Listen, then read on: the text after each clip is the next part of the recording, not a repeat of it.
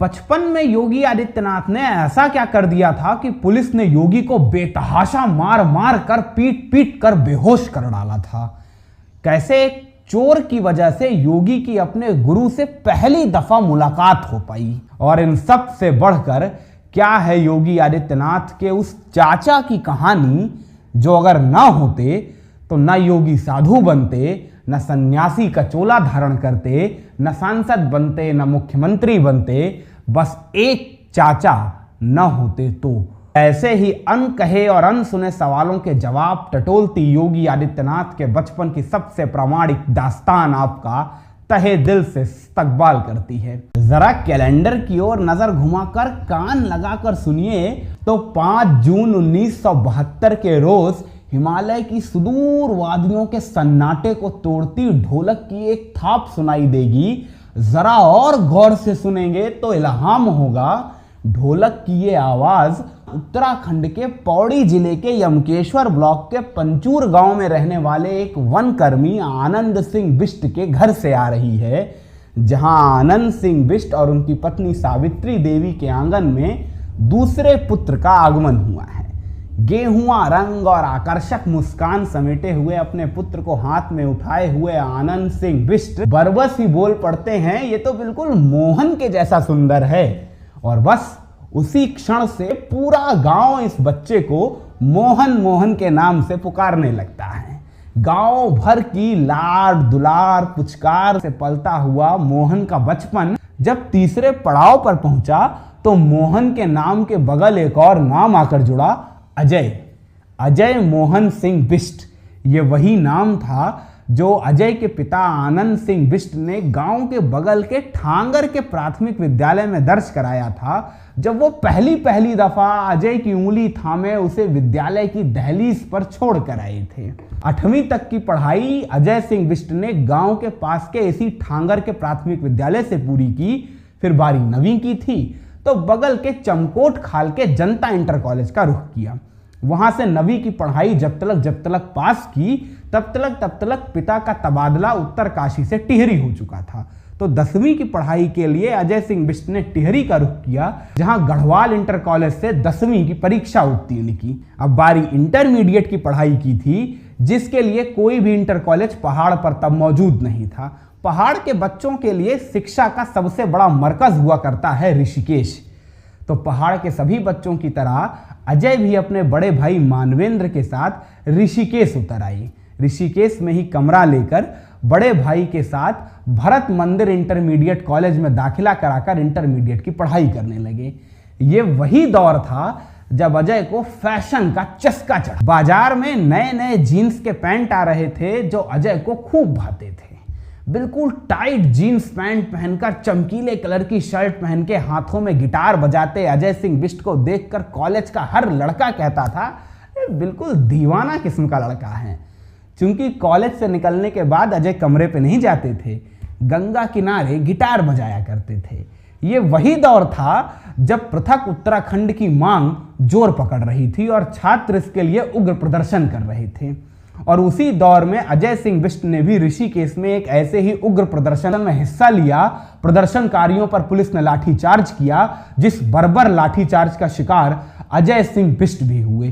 पीठ पर पुलिस की इतनी लाठियां बरसी कि कई सूचना स्रोतों में यह भी जानकारी मिलती है कि पुलिस की बेतों से मार खा खाकर अजय सिंह बिष्ट उस रोज बेहोश तलक हो गए थे।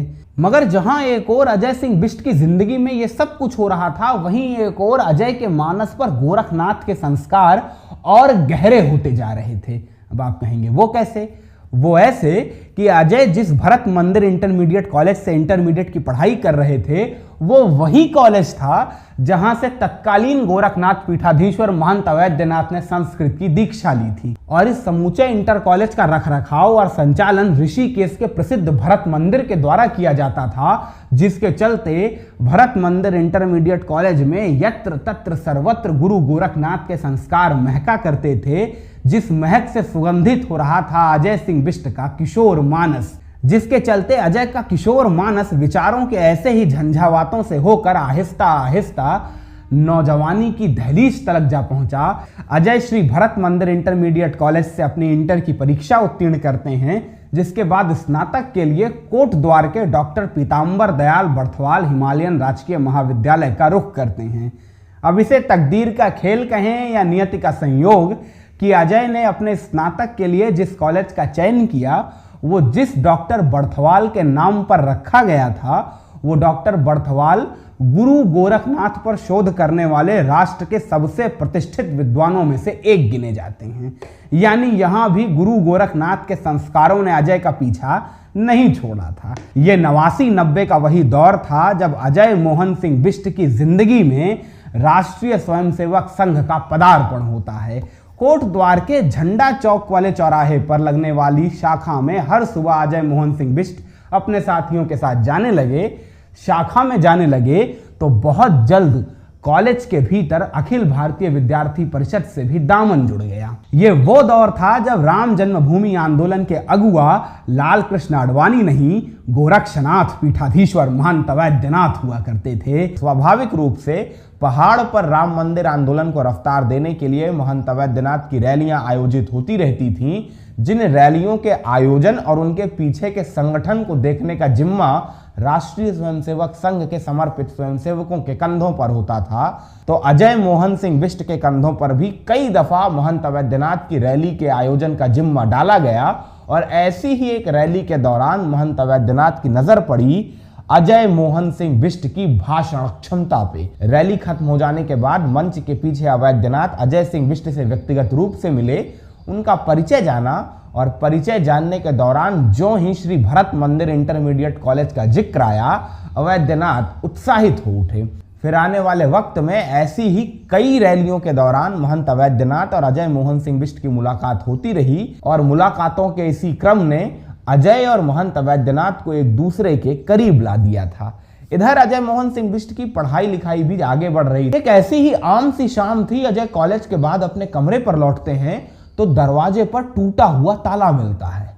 अजय को कुछ संदेह होता है, मगर जो ही अजय कमरे का दरवाजा खोल कमरे का नजारा देखते हैं तो अजय के होश पाख्ता हो जाते हैं। जिस कमरे में सुबह सवेरे अजय का सारा सामान बिखरा हुआ था, उस कमरे में अब एक भी सामान नहीं नजर आ रहा था। सामान की बात तो छोड़ दीजिए, अजय की कॉपी, किताब, नोट्स, बस्ता, कपड़ा, यहां तक कि अजय की हाई स्कूल और इंटर की डिग्रियां भी चोर उठा ले गए थे। अजय का समूचा कमरा खाली पड़ा था, परीक्षा सर पे दस्तक दे चुकी थी और अजय की कॉपी किताब चोर उठा ले गए थे। पैसे इतने नहीं थे कि इतने कम वक्त में किताब दोबारा खरीदी जा सके। साल भर पढ़ाई की थी तो परीक्षा उत्तीर्ण करने में कोई समस्या नहीं आई, मगर असल समस्या आई परास्नातक में प्रवेश की। क्योंकि अजय जिस भी कॉलेज में परास्नातक में प्रवेश के लिए जाते, वहां अजय की हाई स्कूल और इंटरमीडिएट की डिग्रियां मांगी जाती, जो डिग्रियां चोर उठा ले गए थे। तो अजय के पास वो डिग्रियां तो थी नहीं। किसी ने सलाह दी गोरखपुर विश्वविद्यालय का भी रुख कर लो, क्या पता वहां तुम्हारी बात सुन ली जाए। तो अजय अपने बीएससी पाठ्यक्रम की डिग्री ले गोरखपुर विश्वविद्यालय पहुंच जाते हैं, मगर वहां भी अजय के प्रवेश के लिए हाई स्कूल और इंटरमीडिएट की डिग्रियों की मांग की जाती है। अजय अपनी दुविधा बताते हैं, अपनी समस्या बताते हैं, मगर इन समस्याओं और दुविधाओं को सुनने के बावजूद गोरखपुर विश्वविद्यालय प्रशासन अजय का प्रवेश न करने पर अड़ा रहता है।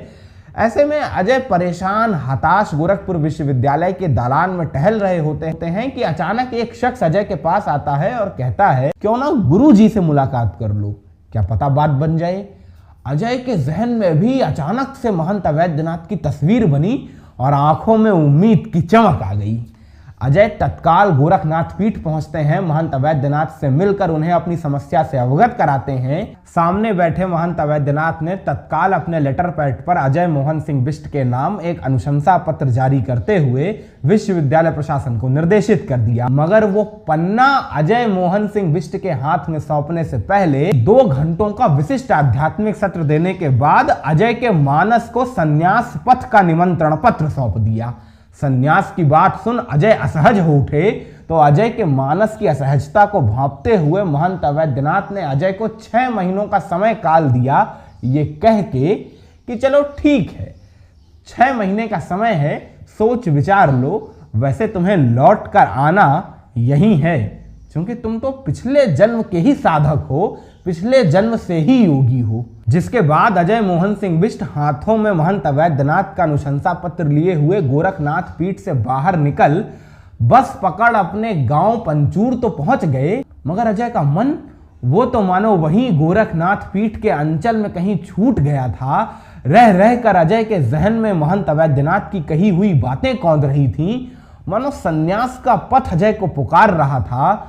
मगर 6 महीनों का वक्त था तो अजय विद्यार्थी परिषद के क्रियाकलापों में जुट गए और महंत अवैधनाथ के अनुशंसा पत्र के सहारे ललित मोहन शर्मा पीजी कॉलेज में परास्नातक में दाखिला भी करा लिया।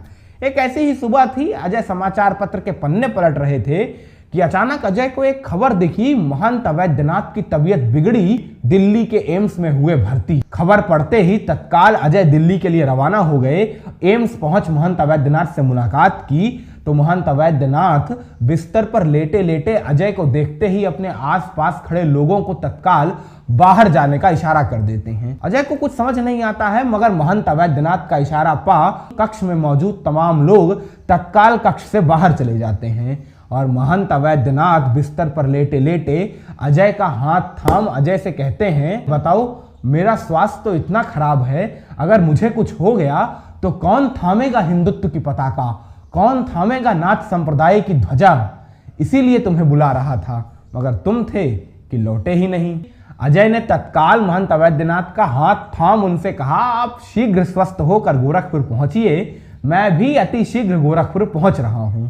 और यही वो तारीख थी जब अजय मोहन सिंह बिष्ट ने अपने मानस में सन्यासी हो जाने का निश्चय कर लिया। कई दफा सन्यास पथ पर जाने के लिए मन विचलित हुआ, मगर अपने विचलित मन को संभालते हुए अंत तो गत्वा नवंबर 1993 में अजय मोहन सिंह बिष्ट अपना घर-बार छोड़ गोरखनाथ पीठ पहुंच महंत अवैधनाथ के चरणों में स्वयं को समर्पित कर देते हैं, जिसके बाद नवंबर 1993 से फरवरी 1994 तक 4 मास की कठोर तप साधना के पश्चात 15 फरवरी 1994 के रोज वसंत पंचमी के शुभ अवसर पर गोरक्षनाथ पीठाधीश्वर महंत अवैधनाथ, विश्व हिंदू परिषद के राष्ट्रीय अध्यक्ष अशोक सिंघल और देश भर के तमाम मठ मंदिरों और अखाड़ों के प्रमुखों की उपस्थिति में अजय मोहन सिंह बिष्ट को नई जिंदगी, नया नाम और नई पहचान मिली। पहचान गोरक्षनाथ पीठ के उत्तराधिकारी योगी आदित्यनाथ की। मगर यह सब कुछ इतना सहज और सरल नहीं था। अगर वो चाचा न होते तो शायद योगी आदित्यनाथ न साधु बनते, न सन्यासी और फिर न नेता और फिर न मुख्यमंत्री। उस चाचा की कहानी तो अभी रह ही गई है। दरअसल अजय मोहन सिंह बिष्ट के वो चाचा कोई और नहीं, योगी आदित्यनाथ के गुरु महंत अवैधनाथ हैं। जी हाँ, योगी के गुरु तो हैं ही महंत अवैधनाथ, इसके साथ ही रिश्ते में योगी के चाचा भी लगते हैं। अब आप कहेंगे वो कैसे? वो ऐसे कि योगी आदित्यनाथ के पिता हैं आनंद मोहन सिंह बिष्ट। आनंद मोहन सिंह बिष्ट की बुआ के बेटे हैं महंत अवैधनाथ, यानी एक तरीके से आनंद मोहन सिंह बिष्ट के ममेरे भाई हैं। तो पिता का भाई चाचा हुआ, यानी अजय मोहन सिंह बिष्ट के रिश्ते में चाचा लगते हैं उनके गुरुदेव महंत अवैधनाथ। इसके बाद योगी की जिंदगी में क्या क्या हुआ, कैसे कैसे घटा, कभी किसी और रोज किसी नई कहानी